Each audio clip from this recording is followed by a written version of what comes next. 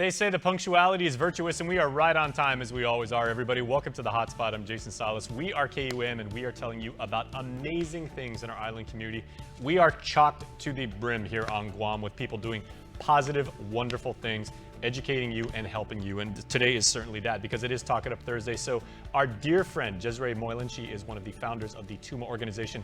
She's coming back, and we are talking about anxiety today and the rather broad definition of that, so stay tuned. That's coming up. Good stuff. We'll also have another installment of Properties in the Tropics, where we take you to beautiful Pago Bay. That is definitely going to get your spirits soaring, guaranteed. And the special bond between a mother and her child continues in this latest episode of My Mother's Child.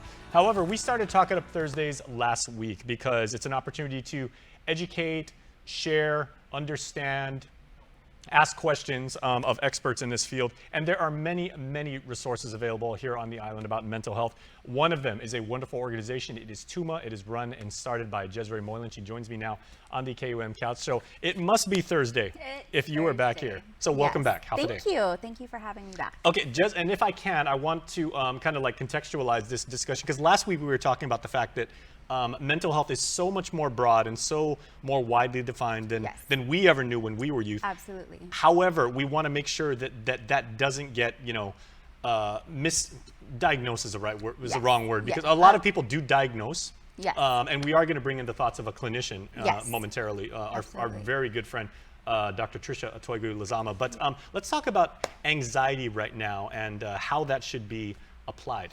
Yes, so again, I'm not a professional, which is why we definitely reached out to the beautiful Dr. Lizama for questions about when anxiety is diagnosed in whether it's a disorder or if it's defined as a disorder. So for me, I can talk about how, as an everyday person, I do suffer from anxiousness from time to time. I was actually just telling you earlier that coming on the show, I always feel a bit of anxiety because I'm nervous, whatnot, which is. And now you're saying that you're making me nervous because we're cool. But yes, I mean, but we are human beings, and that's natural. So with anxiety, I feel that people, and anything with mental health, it's just about learning how to properly use the languages, right? The terms. So for me, I can say that I feel anxiety from time to time, which is human of us, right?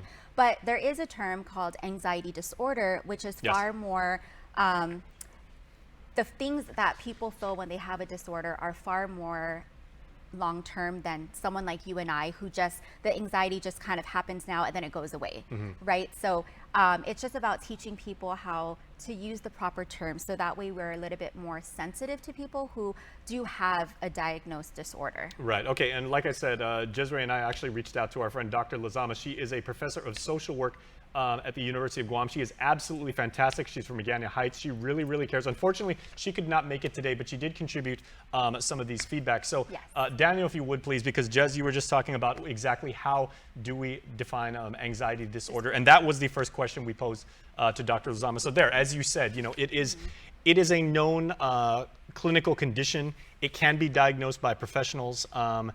And again, maybe because of the internet, maybe because of FOMO, maybe because of social clout, which is a very real thing unto itself, it tends to be, in a lot of ways, misused or overused these days. Yes, and like we mentioned earlier, is the difference between having a disorder is, like Dr. Lizama brought up, it interferes with one's daily life, like their inability to perform daily activities that they were once able to, right? Whereas you and I was nervous coming on the show, but I'm able to still sit here, talk with you, and have this discussion. That's a perfect example, because I know some people that actually suffer from social anxiety disorder. Like you said, you were a little bit nervous because you're like, okay, there's all these lights and you're coming here with Jace. I know people with social anxiety disorder, they would literally be curled up in the fetal position on the bed, unable to move. That is a real thing, and that is something that requires professional help. Absolutely. Yeah, but you're just it's nerves, it's adrenaline, it's it's live. It's live. It's hype and everything like that. So it is very, very important to make a distinction between the two. Okay, we have another question that we did pose to Dr. Tricia Lizama. Again, very, very wonderful person. We asked her, do you encounter patients who display symptoms to such disorder? And you actually talked about this with her directly. Yes, so we were talking back and forth about it, and basically, she said she does, and again, she told me that the biggest difference between someone who may not have a disorder is just the longevity in which these feelings happen, right? So it's a little bit more persistent, it's consistent, it just doesn't go away, you know, and so those are like some of the signs and symptoms that she said if you are experiencing anything that is more long-term, right? Like the minute I'm done here, I won't have these feelings anymore. It just goes away. Yeah. People who have or may potentially have a disorder, that feeling is persistent, right? Like it doesn't go away, it barely goes away, and it kind of like harbors in them throughout the day, you know, where they're having to work extra hard to just get by day. So it's the persistence and the consistency in those feelings that you want to look out for. And if you're watching this right now and you're wondering, you may be able to apply this as a self-test. I mean, neither Jesrae or I are, you know, licensed clinicians like Dr. Lizama is, but Yes. you know, if you say you're feeling a little bit nervous, a little bit anxious, you know, maybe that's why people say go outside, take a walk, Yes. maybe play a And video she game, take a actually- nap. Yes, and we'll talk about, she actually provides ways of coping, you Excellent. know, so she also talked about that too, so. Okay, the third question is, now that we know that people actually bring forth symptoms, here it is. On average, we're talking about volume now. How many people does the good doctor diagnose with some sort of anxiety disorder? And she actually said that nearly 30% of adults at some point in their lives, you know, experience anxiety, and then it eventually becomes a disorder.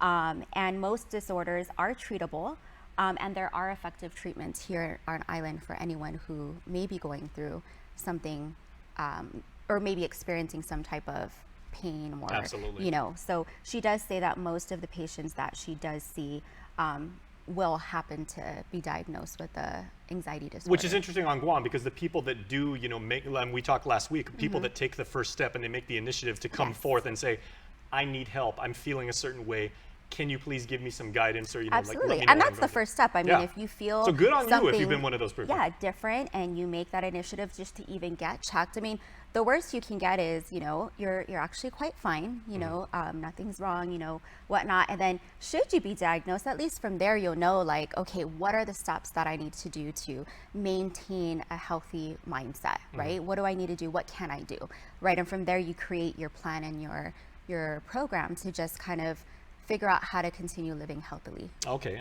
the next question, this is interesting because Jesrae, is anxiety disorder a generational thing, and does it affect young people? Because obviously they're going through, you know, there are hormonal developments that are going on, puberty is a big thing, peer pressure, but then like adults like you and I, we've got maybe kids in school, mortgages, you know, taking care of parents and things like that. I can't say if it is a generational thing, but I do know that anxiety stems and in all walks of life. I mean, my son, when he was 8 years old, we actually took him to the doctor because it kind of happened after COVID, when, you know, they're going back to school and the whole shields in the classroom and having to wear a mask, and just everything changed so abruptly for him that he had anxiety where he didn't like that things were not what they once were.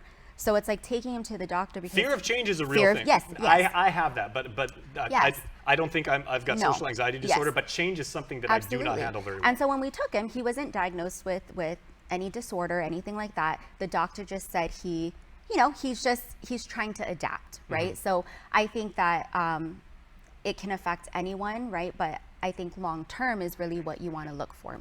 Okay, and this is not a template because, you know, like, and I appreciate how you brought up what your son went through in the pandemic, because they said some kids really, really like the distance learning. Yeah. Other kids really took that hard because they were away from their friends. Yes. Other kids took it hard when they had to go back to school. Yeah. Okay, Absolutely. so we were talking about symptoms. What are some of the signs? Here's this next question.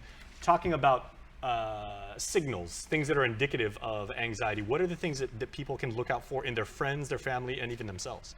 I think when you start to feel like you're not what I've been told is that obviously, like I said, if your day-to-day routine changes up, right? Like say, for example, you're someone that was very social and then all of a sudden you don't want to be social and you're just kind of pulling yourself back, or, you know, doing things make you a little bit more nervous, or like I said, just anxious. That feeling doesn't go away, right? So some of the signs that Dr. Lizama brought up was just your moods, right? You'll feel more irritable, you're a little bit more restless, easily fatigued. Like everything will start to affect you physically once it gets to you mentally. And there is Dr. Tricia right there. Yeah. Oh, that's me too. And hey, like we said, she is very, very lovely. She is very learned, and she is incredibly compassionate. She's a wonderful teacher. She's a wonderful academic. She's also a wonderful clinical person. You know, it's one thing also, Jez, I also learned from my own experience having interviewed people about mental health, is if you tend to yawn very, very long.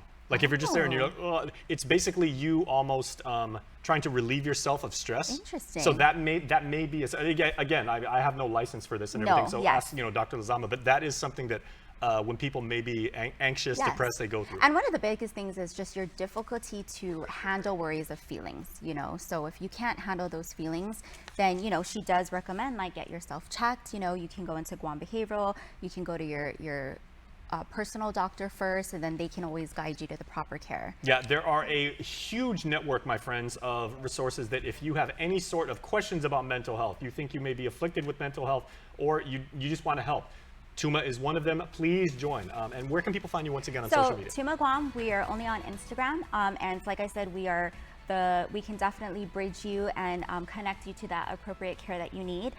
But real quick, I'm just going to say real quick, some of the coping techniques that Dr. Lizama does, healthy coping techniques is, to keep physically active, use stress management and, relaxation techniques, make sleep a priority. That's a big one.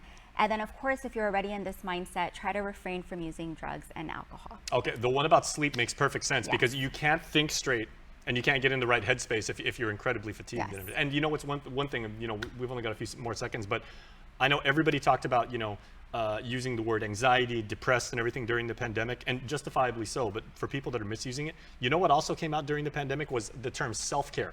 Oh, yes. If something's happened to you, go out and get your nails done. Yes, absolutely. Treat yourself to something. Have a really wonderful coffee. Have an ice cream sundae and everything absolutely. Like that. Yeah, those little things can make a world of difference. They make a huge difference. Yeah. And again, a lot of the coping things that Dr. Lizama brought up, if you're unfamiliar with how to cope or what to do, lots of things on YouTube. Look up breathing techniques, how to relax, sleep meditation music, things like that. There's a whole world of resources out there for you. All right, Talking Up Thursday with Jesrae and our friends over at TUMA. Thank you very much. Thank we'll see you next you. week. All right. Yes. For what it's worth, my self-care technique, I like tacos. And that does it for me. It brightens my day. I love tacos. There you go. Hopefully it'll do it for you too. Pancakes are awesome too. All right, we are back with more right after this.